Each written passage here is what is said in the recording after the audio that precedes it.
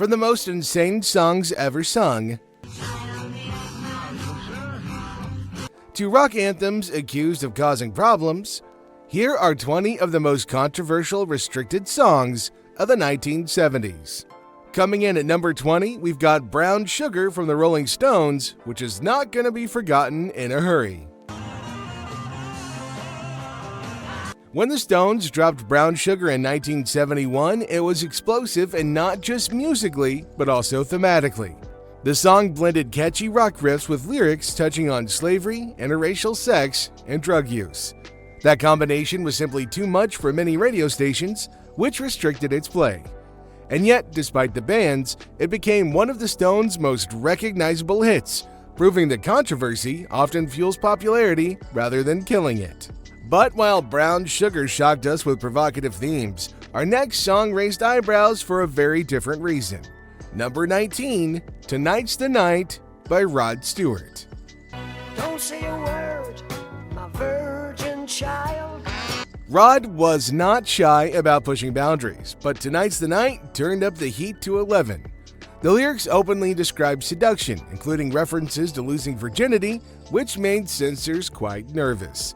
Some stations banned it outright, while others heavily edited it before airing it. Ironically, the scandal only drove its popularity, and it stayed at number 1 on the Billboard Hot 100 for 8 weeks.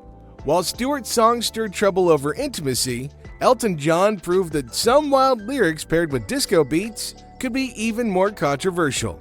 Coming in at number 18, Saturday Night's All Right for Fighting by Elton John.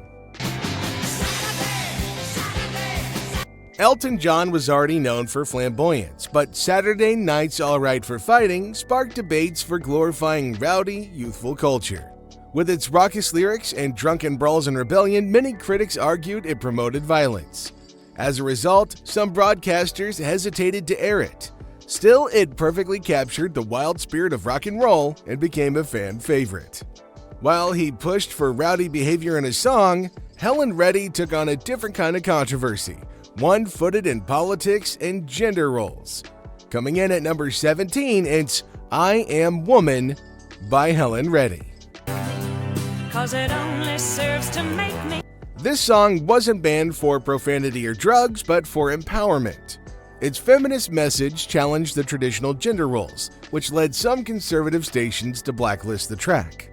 But surprisingly, that only made it stronger as it became a rallying cry for the women's liberation movement. The song soared to number 1, and Reddy even earned a Grammy for it, famously thanking God because she makes everything possible.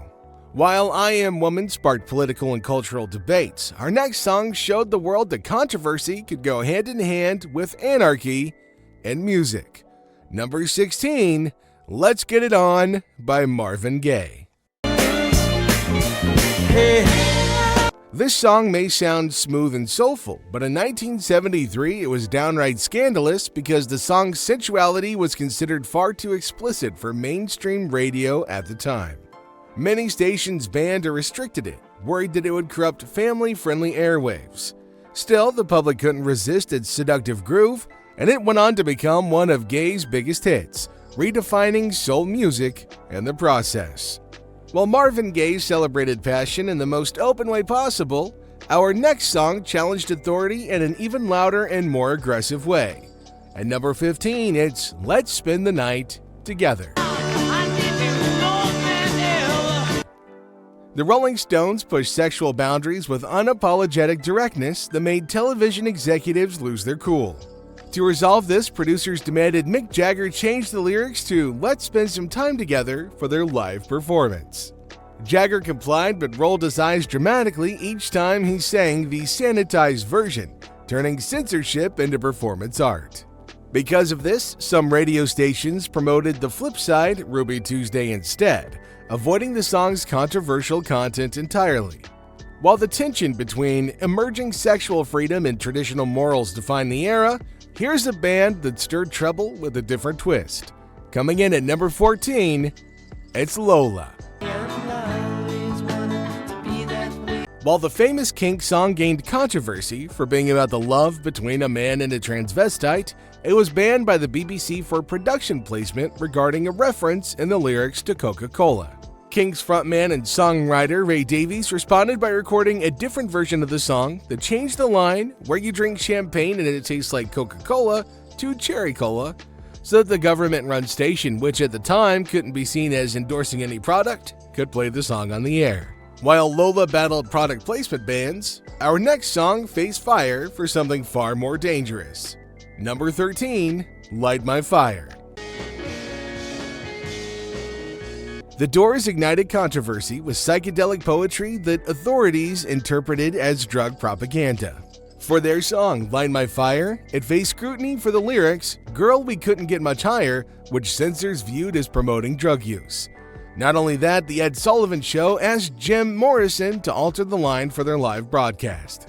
Morrison agreed, but deliberately sang the original lyrics anyway, leading to the Doors' permanent ban from the show. While Morrison refused about a censorship, The Who made censors nervous with Just a Stutter. Coming in at number 12, it's My Generation. Sometimes just the suggestion of an obscenity is enough to throw censors into a tizzy. The BBC banned The Who song My Generation because of the line, "Why don't you all fade away?" The official reason was that the line would be offensive to people who stutter. However, there were also rumors that the BBC was really most concerned that the word fade suggested a more offensive word. Although the BBC eventually reversed their decision due to the song's overwhelming popularity, our next song shook America with its stark honesty. Coming in at number 11, it's Eve of Destruction. Can't bring integration when human respect is disintegrated. Although Barry McGuire's mellow folk rock song didn't feature a single obscenity or explicit content, the song was banned by many U.S. radio stations. The reason? Radio station programmers took issue with the artist's general views on the state of the world. And the song McGuire laments that human respect is disintegrating. This whole crazy world is just too frustrating. It happened that the song was released during the Vietnam War. It also included the line, "You're old enough to kill, but not for voting," which apparently struck some listeners as anti-war. While McGuire warned of chaos, John Lennon dreamed of peace, and that dream became just as controversial. Coming in at number 10, it's Imagine. John Lennon's utopian vision challenged fundamental religious and political beliefs. Released in 1971, Imagine promoted a world without countries, possessions, or religion, ideas that threatened both Cold War politics and traditional faith of the time. This made critics attack its perceived promotion of atheism and communism, leading to bans in several regions. Lennon's vision might have upset the powerful, but Lou Reed unsettled them in an entirely different way. Coming in at number 9, Walk on the Wild Side. Would have held that patch and said, "Hey babe, take." This song couldn't be overlooked because it navigated taboo subjects, drug use, trans identity, and the New York Underground with quiet confidence. Also, its frank references led to bans or censorship on several radio stations. While Walking on the Wild Side later became a defining 70s anthem, our next song from country music's queen Loretta Lynn shook things up. At number 8, it's The Pill. For all those years since I've got. Loretta Lynn seems normal by today's standards, but popular contemporary country music wasn't the rebellious raw music the country was when she was in her prime. The song reflected elements of Lynn's personal life, as she'd been a teenage bride and already had 6 children by the time she wrote the song. And so her song, The Pill, was considered to be one of the first songs about birth control pills and was banned from many radio stations due to it. While Loretta sang about freedom and family life, Donna Summer turned heads with number 7, Love to Love You Baby. This disco track featured overly sensual moans and simulated orgasmic sounds, prompting the BBC and other radio stations to ban it for being too erotic. And yet, it became one of Summer's signature hits and cemented her as the queen of disco. Talk about a wild ride. Coming up next is one of rock's most raw protests, with Creedence Clearwater Revival coming in at number 6, Fortunate Son. CCR exposed class warfare during America's most divisive conflict because it criticized how wealthy families use privilege to avoid Vietnam War service while working-class kids face the draft. This anti-establishment message made military radio uncomfortable, leading to bans on the Armed Forces Vietnam Network. While CCR attacked war and privilege, Billy Joel playfully challenged religion in our next song at number 5, Only the Good Die Young. Billy Joel's playful seduction of a Catholic girl ignited backlash from religious groups. Immediately, radio stations dropped it. But regardless, the controversy helped propel the song and its album to soaring chart success. From Joel's cheeky charm, we turn up the volume and unapologetic kicks from MC5. Coming in at number 4, it's Kick Out the Jams. The proto-punk band MC5 had their debut album banned due to an obscenity in the opening line of the title track. The original album that featured the offending lyric printed on the inside cover was pulled from store shelves. But despite the censorship, the Detroit-based department still refused to carry either version of the album. Eventually, MC5 got its reputation stained as one of the most controversial bands in rock history. While MC5 might have caused a stir, our next band pushed the needle. Number 3, Relax by Frankie Goes to Hollywood. When Radio 1 DJ Mike Redd decided to draw his listeners' attention to the debut single from a new band from Liverpool, it's unlikely he was intending on making them one of the 70s most famous and infamous bands. The outcome wasn't desirable because the BBC banned the song even though it was immediately ranked at number 1 for 5 weeks, and Frankie Goes to Hollywood became a household name. The 70s was all about rattling the establishment, and nothing did that better than number 2, God Save the Queen.